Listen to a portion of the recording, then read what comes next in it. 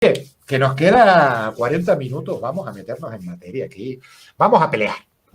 No. Okay. Me pongo la corbata entonces. A ver, porque los que me conocen me han oído hablar ya de esto, seguro que quieren que se lo comente, y si no lo quieren, seguro que en cuanto empiece a decirlo dirán, coño, pues sí, Dante, ¿por qué no se lo dijiste?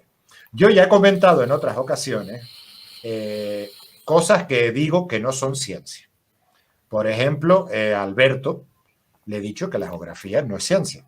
Que sí, reitero, sí, tiene partes que usa la ciencia, pero la geografía, como una cosa completa, cogida completa, no es ciencia, es mi rol.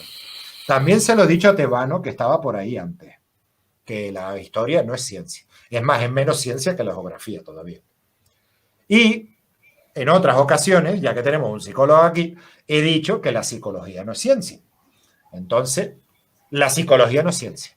¿Qué dices tú a eso? A ver. Pero primero me gustaría saber, sí. Primero me gustaría hacerte dos preguntas, ¿no? Dime, a ver. En primer lugar, cuando tú dices una persona es gorda, una persona es flaca, necesitas tener un paradigma de persona gorda, porque va a haber personas que estén entre gordo y flaco, ¿no? Entonces, ¿cuál sería tu paradigma de ciencia, en primer lugar? O sea, una teoría que sea científicamente paradigmática. Uno. Y dos, ¿qué cosa sería la ciencia? Vale. La segunda es lo que cumpla el método científico, de la forma más fidedigna posible. Entonces, ya por eso empezamos con la psicología mal, porque el objeto de estudio son los seres humanos. Y es muy difícil, y más en el tema mental, es muy difícil hacer el método científico ahí. Se pueden algunas cosas, sé que tienen pruebas hechas, no solo, no me acuerdo cómo se llama, la cognitiva, la no sé qué cognitiva, la terapia cognitiva, no sé qué, que está ahora muy de moda. No. Bueno, ya, cuando me toque hablar a mí te explico esa parte. Pero bueno, continúa. Sí, pero bueno, que sé que tienen partes ahí de que ya han empezado a hacer ciertas pruebas científicas. ¿Han Y todo el empezado? rollo. Sí, bueno, llevan un tiempito, ¿vale? El Pavlov ese por lo menos es de hace un mogollón de tiempo. Han empezado, digo yo, de poco para acá, el último siglo. Después de Freud. Yo creo que hasta Freud me tendrías que dar la razón de no, esto No, lo que científico pasa es no que es. lo que pasa es que Freud fue paralelo con. Freud fue posterior a Wundt, que se considera el padre de la psicología, y Freud fue paralelo al conductismo, Watson y Skinner. Pero bueno, Skinner, Skinner ese me suena. El Skinner ese me suena un huevo. Es pero que no el de los tuve. Simpsons, ¿ah? Sino el del Sí, condicionamiento no, sí. operante. Sí. El Skinner ese me suena un huevo. Vale. Entonces, primero eso, que cumpla el método científico. Y segundo, el paradigma de la ciencia, podríamos decir que son las dos gordas como filosofía y química. Sé que tenemos que bajar ¿Filosofía? por ahí. Filosofía, física y química, perdón. Filosofía. Okay. Estamos locos. Si la psicología pienso que no es ciencia, la filosofía la pongo en el. No, bueno, está lo que pasa es que. Más lejos. Bueno, yo tengo un video de para qué sirve la filosofía, y creo que la filosofía es una cosa muy importante, y que la ciencia y la filosofía son como dos caras de una misma moneda. La filosofía de verdad, ¿no? No este conjunto de locos que hablan tonterías como por ejemplo los de la French Theory, qué sé yo, sino los filósofos de verdad, los filósofos analíticos. Pero bueno, entonces la física, ¿y cuál más me dijiste? La física y la química. La física y la química. Bueno. Claro, estudio de la realidad más real. Sobre todo porque es externa a nosotros, porque no, nuestra intromisión es mínima en ella. Más que nada, sobre todo es por el tema del factor humano. Es lo que más me hace quitar cosas de la ciencia, el factor humano. Si hay mucho factor humano involucrado, menos ciencia es. No porque esté en contra de que esto sea ciencia o no, sino porque el estatus de ciencia deberíamos cuidarlo más, deberíamos tenerlo en mucho más aprecio, en mucho más, no decírselo a cualquier cosa, no, esto es ciencia. más bien por eso. Entonces, Bueno, abogo por decírselo lo menos posible. Las matemáticas tampoco son ciencia, por ejemplo. no, a ver, lo que pasa es que lo que pasa es que tenemos un problema de definiciones, claramente, ¿no? En primer lugar, las matemáticas podrían calzar dentro de lo que se llama ciencias formales. ¿Por qué? Porque las matemáticas no se refieren a nada, no tienen ningún equivalente empírico y por lo tanto las matemáticas, a diferencia de las ciencias empíricas, que las ciencias empíricas siempre van a ser provisionales y siempre van a estar en riesgo, las matemáticas, una vez que un teorema matemático se demuestra, queda escrito en piedra, porque ya no hay forma, no hay ningún hecho de la realidad que pueda desmentir un teorema matemático. Un teorema matemático funciona, funciona y funciona siempre. Y las ciencias se apoyan mucho en las matemáticas. Bueno, ahora bien, respecto de lo que dijiste hace un rato, de que ciencia es aquello que cumpla el método científico, el problema, mi querido Dante, es que no existe tal cosa como el método científico. O sea, el método científico es básicamente una lista de cuidados, eso nada más, una lista de cuidados para que el conocimiento que tú obtengas sea un conocimiento intersubjetivo. Es decir, que distintas personas crean lo que crean, sean creyentes, ateos, sean de izquierda, sean de derecha, sea del Madrid o del Barcelona, encuentren exactamente los mismos resultados. Entonces, ¿qué hay en esta lista de cuidados? Hay muchos procedimientos. El método científico, tal cual. Bueno, ok. El método científico no es igual para todas las ciencias porque no todos los campos de estudio pueden ser tratados con las mismas metodologías. Entonces, cada campo de estudio va a tener otra epistemología distinta, otras formas de objetivar el conocimiento, porque al final lo que se trata es que el conocimiento sea objetivo. Muy bien.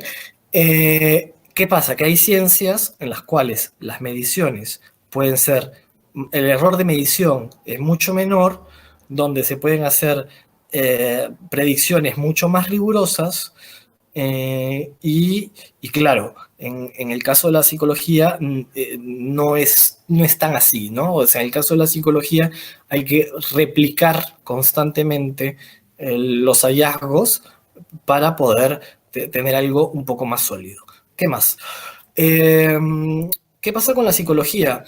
¿Qué es lo que hace la ciencia fundamentalmente? ¿No? Es describir fenómenos. O sea, el cómo es el método, el qué es la descripción. ¿Ok? La psicología describe la conducta humana y también de algunos animales, pero principalmente la conducta humana y los procesos mentales. ¿Qué más hace la psicología? La psicología también predice, tiene una capacidad de predicción mucho mayor que, por ejemplo, la economía. Tiene una capacidad de predicción. La sismología no puede predecir ni con un minuto un sismo. La psicología puede predecir muchas cosas. Además, la ciencia controla, ¿no? Por ejemplo, gracias a la física se pueden construir puentes y por ahí pueden pasar carros, por donde antes era un río y no podía pasar nada, ¿no? Entonces, con la psicología también, mediante la tecnología, o sea, la psicología educativa, puedes mejorar la calidad de la enseñanza y del aprendizaje. En la psicología clínica puedes mejorar, tratar ciertas psicopatologías. En la psicología empresarial, mejorar, por ejemplo, la motivación de los trabajadores, etcétera. Y lo que sí le cuesta un poco a la psicología es explicar, porque ¿qué cosa es explicar? Es determinar líneas de causa y efecto. ¿Por qué? Porque muchas veces cuesta mucho en la psicología aislar una variable y modificarla para ver los efectos en otra variable. Por lo tanto, la psicología trata más con correlaciones. Las correlaciones al final es una forma de explicar. Una relación causal lo único que te dice es que hay unas regularidades donde primero pasa una cosa y después pasa otra. Pero siguiendo a Hume no hay ninguna conexión necesaria entre una y otra cosa. Simplemente observas que después de esto pasa lo otro. Con las correlaciones lo que se ve es que dos fenómenos vienen acompañados juntos. Ahora, cuando se controlan muchas variables se puede ver que esta correlación no es una correlación espuria, como podría ser, por ejemplo, que, qué sé yo, hay tanto tipo de correlaciones, que las personas que los niños, se ve que los niños que tienen los pies más grandes son más inteligentes que los niños que tienen los pies más chicos. Bueno, esta es una correlación espuria. Lo que pasa es que mientras más crecen, más aprenden y tienen una mayor inteligencia y eso tiene que ver con el tamaño del pie. Pero no es que porque el tamaño del pie, pero ojo, el hecho de que sea una correlación espuria igual te permite predecir. Claro, es una predicción un poco tonta de decir, según el tamaño del pie, entonces vamos a ver que es más inteligente que el otro. Pero igual las correlaciones te permiten predecir. O sea, si aumenta la venta de helados, por ejemplo, te permite predecir que van a haber más ahogados, si es que es una playa donde tiene estaciones, verano, invierno, etc. Muy bien. Por ejemplo, voy a poner un caso específico, ¿no? Digamos que queremos medir si es que los niveles del narcisismo han sido incrementados por el uso asiduo de las redes sociales.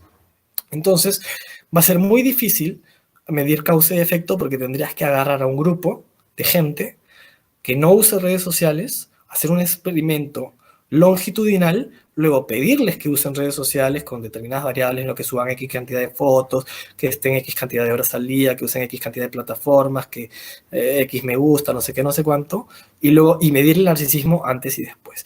Pero lo que sí que se puede hacer es agarrar gente que utiliza con determinadas variables la cantidad de redes sociales y otra gente que las use menos o que no las use y medir el narcisismo de ambos grupos y ver entonces si correlaciona narcisismo con uso de redes sociales.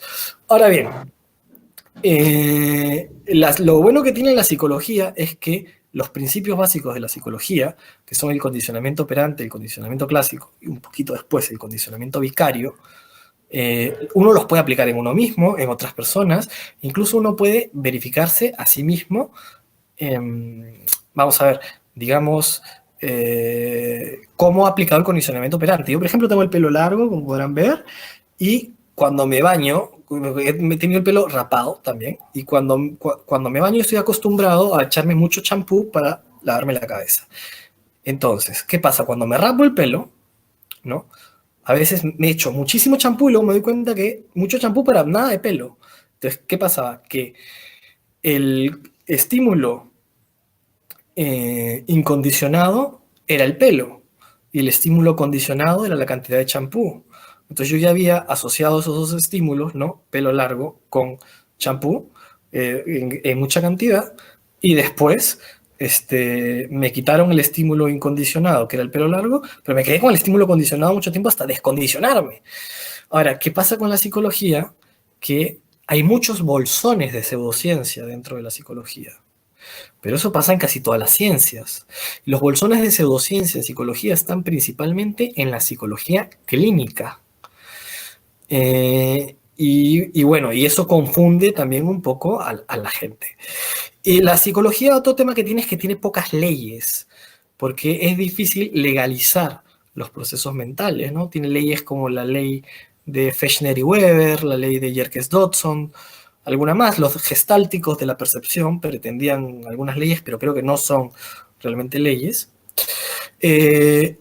Pero, sin embargo, no obstante, el conocimiento psicológico te permite, ya lo digo, hacer la teoría de la evolución, que es una teoría científica por antonomasia, no predice gran cosa. Ojo, la psicología te permite predecir, te permite describir, porque es mucho más fácil psicológicamente trabajar con correlaciones que con causa y efecto, aunque también se puede trabajar con causa y efecto haciendo estudios longitudinales. Sobre todo se trabaja con causa y efecto para ver la efectividad de las psicoterapias, ¿no? O sea, tienes una psicoterapia, tienes un grupo de gente, divides 3 grupos, ¿no? Un grupo placebo, un grupo control y un grupo con una determinada psicoterapia. Entonces, todos venían con unas puntuaciones dadas en alguna depresión, digamos. Entonces, después, mides primero la depresión antes de aplicar y luego aplicas la psicoterapia. Aplicas placebo y lista de espera. Entonces ves si los resultados en depresión son significativamente mayores al grupo de psicoterapia X, la psicoterapia X, que al grupo de placebo o que al grupo de lista de espera. Entonces ahí puedes ver si es que hay una relación verdaderamente causa-efecto. Entonces, ¿Hay algo objetivable en psicología? Sí, algo, yo creo que más que algo, que es una ciencia dura que te permite conocer los fenómenos mentales, predecirlos, explicarlos, así al 100% sin ninguna duda. No, hace falta mucha replicabilidad, sobre todo por autores y centros de investigación, universidades generalmente independientes, pero se va sentando mucho conocimiento sobre muchos fenómenos mentales, cognitivos, de pensamiento, de aprendizaje, de todo tipo de cosas, de todo tipo de fenómenos psicológicos. No me quiero extender más porque creo que ya superé los 4 minutos. No sé si quieras, no sé si quieres No, no, retrucarme yo algo, no. pero Hay cosas que opino que no. Hombre, por ejemplo, que yo no digo que la biología no sea ciencia, eso yo no lo he dicho. Que había dos por ahí que lo comentaron y yo eso no lo he dicho en ningún momento. La biología lo bueno, pondría como más. Es que además no creo que, para mí es como un gradiente, vamos a decirlo así, como un gradiente. Por ejemplo, considero que la geografía tiene más de ciencia que la psicología, pero por eso último que estás comentando, porque el sujeto de estudio, imagínate lo de la depresión, por ejemplo. ajá. El mismo ejemplo que usaste tú. Tienes tres grupos, ¿no? Uno de tal, uno de cual y otro de, no, con el que vas a trabajar. Vale, y a lo mejor tú dices, bueno, voy a hacer esta terapia. Con el grupo control voy a hacer esta otra para ver la antigua. Con el nuevo grupo voy a hacer la nueva terapia. Y con el grupo placebo o con el otro voy a hacer esta otra cosa y los divides. Y empiezas a dar tu terapia y a hacer todo el rollo. Pero tú estás inmiscuido en tu propio estudio. Tú, si vas a probar eso, te interesa que la nueva terapia, de alguna manera, funcione, porque es tu terapia nueva, tú crees que va a funcionar y estás predispuesto, en cierta manera, a que esa sea la buena. Y eso también se lo vas a estar transmitiendo al paciente, Bueno, esa, pero esa hay energía de formas, querer que esté. hay Dime, dime. formas de, claro, el problema de esto es que no se puede hacer doble ciego, o sea, es el ciego simple, porque el paciente no sabe lo que está recibiendo. Y la forma de contrarrestar eso sería quizás un poco eh, eh, haciendo la medición por parte de otra persona externa, ¿no? O sea, con algún test que esté psicométricamente validado, ¿no? Que En tenga aquí, confiabilidad.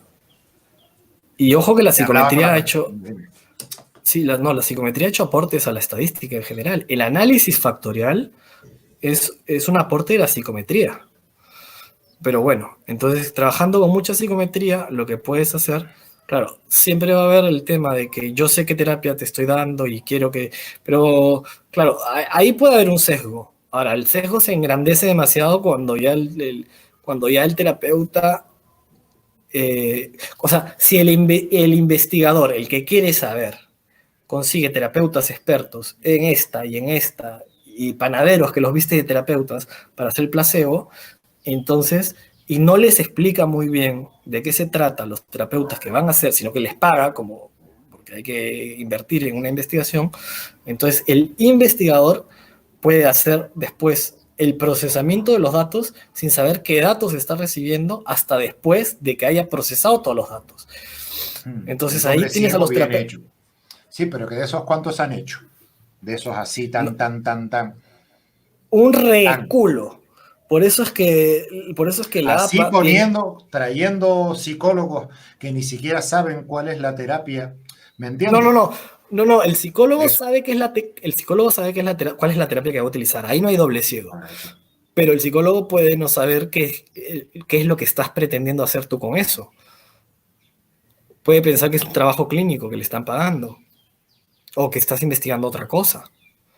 Entonces, claro, Pero es la más misma. complicado, por eso te digo, el error de medición es mucho más grande, pero si tú ves la APA, por ejemplo, eh, actualmente la evidencia, el nivel de evidencia fuerte para tratar justamente la depresión, que era lo que estamos hablando, lo tienen únicamente 3 terapias, evidencia fuerte.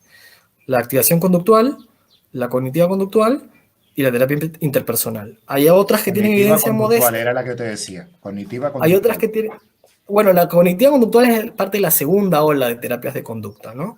La Es tercera que, ola de terapia, la tercera ola de terapias de conducta en muchos casos han superado la efectividad de la terapia cognitivo-conductual. Y ojo que la terapia cognitivo-conductual es una rama de la psicología aplicada, que es la psicología clínica, donde se desprende de la ciencia básica, que es la teoría conductista, y la teoría cognitivista, que se mezclan para hacer ciencia aplicada, terapia cognitivo-conductual. Pero la psicología no solamente es psicoterapia. ya, no, hombre, psicoterapia justamente. ¿Cuál es a ver, cognitiva conductual España? ¿Sabes alguno importante de la cognitiva conductual español? Cognitivo conductual español. Español. No, me sé de aceptación y compromiso, por ejemplo, Carmen Luciano, es Vale, española. la conozco. La conozco personalmente a esa señora. Ah, no O me sea, jodas, ¿sí? le he estrechado la mano y le he... Muy buena, tal cual. Dime otro, venga. Dime otro que estoy La, seguro que también bueno, estoy ella, buscando. ella es de aceptación y compromiso, que es una terapia de conducta tercera ola, que está por encima de la cognitiva conductual. Otra, Es que hay un par de ellos que es que te lo digo porque justo de esto he estado trabajando, he tenido había un, una relación había bastante. un español, Hay un un espa- americano, Skinner, ajá. y después hay otro que tiene una pinta perro flauta que te caga, el cabrón con el pelo largo blanco, que él va sobre todo por el mindfulness. Él sobre todo se mete por el mindfulness. Ay, Vale, ay, a ay, este ay, ay. también lo conozco en persona. A ese también lo conozco en persona. Y al Skinner. Skinner era. Puede ser Skinner. Bueno, Skinner está vivo todavía. no, no creo que lo hayas Vale. conocido. No, otro también así Bandur, súper famoso. No, no me Bandura, suena. quizás. Otro así de Estados Unidos también. Albert Ellis, Aaron Beck, No, ninguno de esos me suena. Bueno, pero vamos, que no Steven es. Hayes, Steven Hayes. Ese me suena más. Es que también hicimos, no vino directamente, pero hicieron una videoconferencia con él y yo estuve allí también y tuve que hablar con él un rato mientras, bueno, mi inglés pachanguero. Bueno, el hombre me miró con una cara de Dios mío, y tú eres el que pusieron para hablarme en inglés, porque aquí. Sí, a ver, yo otra cosa que sí, ¿qué tal? No te voy a seguir diciendo lo que yo pienso, lo que pienso que no es como lo que tú dijiste, o que sí, o qué tal, sino que eso no pone, lo que yo acabo de decir, no pone a la psicología al mismo nivel que la astrofísica, que la astrología. Para nada. O sea, la psicología está en un nivel que la astrología no, ni la astrología es una magufada, la psicología es un campo del saber humano respetable Lo que y pasa es que, hay que conocerlo y no, o sea, no por decir no es ciencia, lo estoy poniendo en el campo de las pseudociencias ni nada por el estilo. O sea, hay que estudiar psicología, tenemos que seguir con el rollo de la psicología, pero mi rollo es que como no puede cumplir con la ciencia dura, por decirlo así, llamarlo ciencia porque puede hacer cosas de la ciencia no me parece correcto. Pero como siempre, como le digo a Alberto, por el rollo de los magufos. Se nos está llenando de magufos la sociedad. Y creo que es bueno que desde ahora empecemos ya a poner en piedra qué es las cosas que tienes que decir, sí, esto sí o sí, esto es bastante sí y esto no para nada. Y hacer una lo, pequeña escala ya desde ahora. lo, hasta quizás al final llegaría la museología, que también pasa como ciencia, ¿no? O la historia. O los Y estudios sociales, pues vete a lo peor de lo peor, los estudios sociales, eso, que es de donde bueno, ha salido el feminismo ultra radical moderno pero es y que ese eso no tipo de tiene cosas. nada de científico, eso es posmodernismo, constructivismo social, o sea, eso de científico no tiene un carajo. Pero, Estudios de ciencias sociales, lo llaman ellas. sí, Ciencias está ahí la palabra. sí, pero en Y ellos lo economía ponen como también, ciencia. pero pero economistas también pasan keynesianos, también pasan marxistas, heterodoxos, Ya. gente que cree que el libre mercado soluciona todos los problemas y que anarcocapitalistas. Entonces, Sí. El nuevo terraplanismo de la economía, lo llamo yo a esa gente, porque tienen entonces, cada gilipollez. La antropología, la sociología, la economía están plagadas de pseudociencias también, ¿no? Entonces yo sí creo que hay un nivel, como tú dices, un nivel de gradiente del conocimiento, el cual se puede tener mayor certeza, hasta el conocimiento al cual se puede tener menor certeza, pero no por eso deja de ser objetivo. O sea, todas estas ramas tienen cosas que son objetivables. Llegan a un límite, esos límites pueden sobrepasarlos con el tiempo, pero les tarda más, es más difícil, cuesta más trabajo, pero sí son sobrepasables y el campo del conocimiento objetivo va agrandándose cada vez más. No con la rigurosidad y la precisión de las ciencias duras, pero eso no quita que sea un conocimiento objetivable. Entonces, creo que básicamente estamos diciendo lo mismo, pero lo estamos diciendo con palabras distintas. Y en cuanto a la biología, ya empieza a entrar la subjetividad humana, porque ya empieza a entrar la definición conceptual. O sea, los hechos son los hechos, pero cuando tú tienes que definir ser vivo, no hay un acuerdo unánime sobre lo que es un ser vivo. Entonces, por poner un ejemplo. Entonces, ya Sí. en la biología comienza a entrar la subjetividad, pero eso no quita que la biología sea algo que sea extremadamente objetivable. Mira, el tebano está ahí. La historia. La historia no es ciencia tampoco, tebano. Fastidio. Es que yo te lo quería sacar por eso mismo, porque muchísima gente me ha dicho que sí es una ciencia, que no sé qué. Pues imagínate. No, es una opinión de esa no muy famosa, no muy famosa. La historia. No, la historia no, la psicología. Con la historia lo hablo con un historiador, o sea, con el tebano.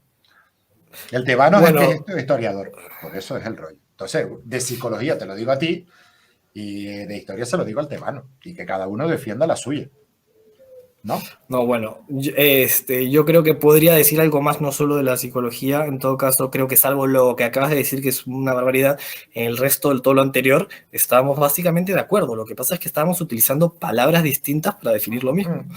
pero Es que bueno, para mí es eso, eh, más el rollo de hacia la gente que lo escucha detrás, los que no tienen base, los que van a bueno, terminar siendo antivacunas